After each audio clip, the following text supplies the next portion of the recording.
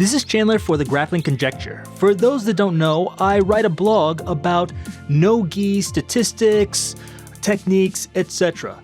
This is the first YouTube video I'm doing, and today we're going to be covering 1FC 165, specifically the match between Kade, Ruotolo, and Tommy Langaker, and also the new pit submission series made by Karate Combat.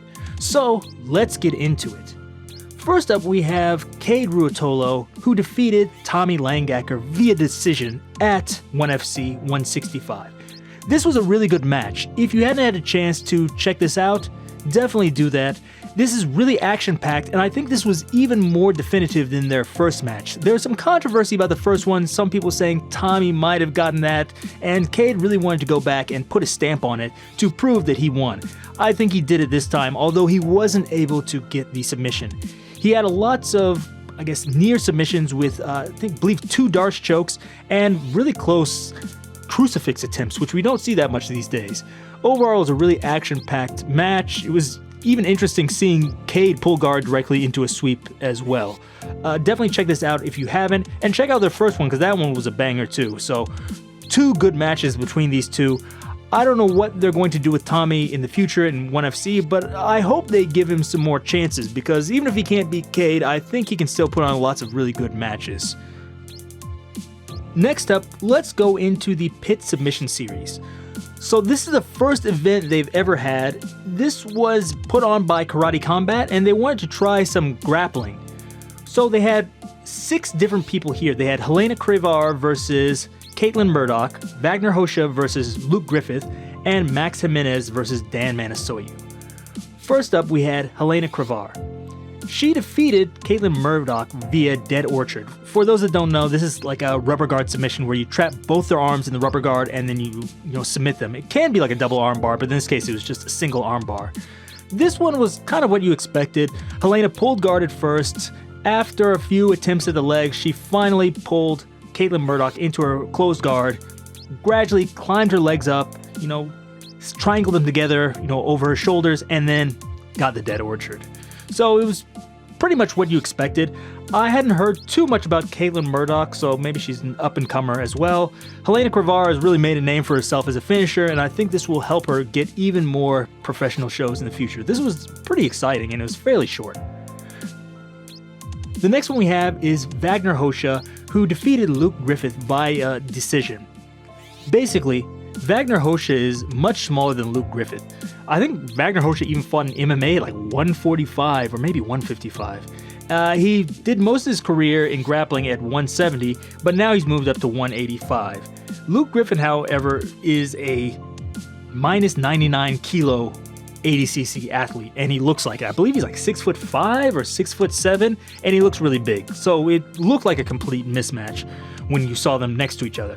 However, Wagner Hosha does kind of what Wagner Hosha does, and that is annoy people. He eventually wore down Luke Griffith, and after a while, he's able to take him down, pass his guard. It looked really good, but the problem was the first half of the match was kind of garbage. They didn't do much. It was just hand fighting, standing up. It wasn't that interesting. The second half of the match, Wagner turned it up and he made it more interesting, but you can kind of skip the first half. Fast forward through that. The last match we have was Max Jimenez versus Dan Manasoyu. I don't know is it really Max Jimenez or Max Jimenez? I'm not sure exactly on the pronunciation. Sorry about that. So he defeated Dan Manasoyu. I think Dan was the favorite going into this. People assumed like he would submit Max Jimenez fairly easily, but that didn't happen. It started off with a wrestling exchange, and Dan tried to Uchimata Max a few times, but Big Dan couldn't get him down. Eventually, Dan actually fell down, and Max, just kind of pushed him down with a body lock. I think Dan might have hurt his leg, that's what I'm hearing, but I'm not sure if that's true or not. But after that, Dan played guard for the rest of the time and couldn't really get anything going. It was, somewhat competitive with Big Dan slowing him down for a few minutes, but after a while, Big Dan started to get tired. Max turned it up and passed his guard several times. He mounted him once, maybe twice, and almost got an arm triangle and wrist lock. I think maybe almost 2 wrist locks he attempted. So It was fairly entertaining in the later half. I think this was a little bit more entertaining than the Wagner Hosha and Luke Griffith match. There's more things going on throughout the match. Overall, I thought this first pit submission series was good.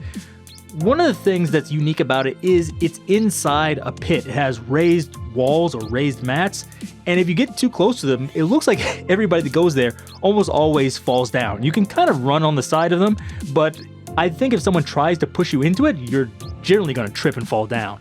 That didn't really come into play so much in these matches. I think Wagner tried to do it once. He hit like a throw by on Luke Griffith, and Luke Griffith hit the side and kind of tripped.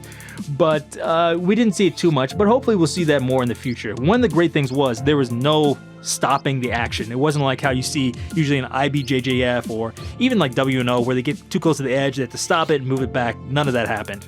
So I'm hoping they do more matches and people start to utilize this in the future. I think for our first match, this was a good level of talent, and hopefully on their next Karate Combat shows, they try to do these pit submission series events again.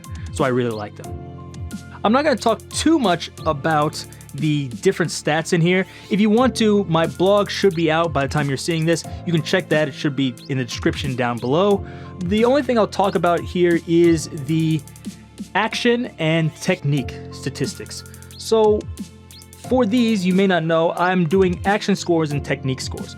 The technique score is going to be the actual number of completed techniques per 5 minutes, and the action score is the actual number of techniques attempted per 5 minutes. For the action score, we have 5.88, which means there's 5.88 techniques attempted every 5 minutes, which I think is okay. I think if it's less than 5, that's pretty bad, but at 5, you know, I can live with that. The 2023 average was 6.5, so I think they could try to, up it to get to that level, but I think it's not bad. For the technique, we have 1.38 for the technique score. That is compared to the average of 2023 of 1.68. So I think this is a little bit below average, but I don't think this was actually that bad. I think the numbers make it look worse than it was. I think these were solid events, and definitely check them out if you haven't.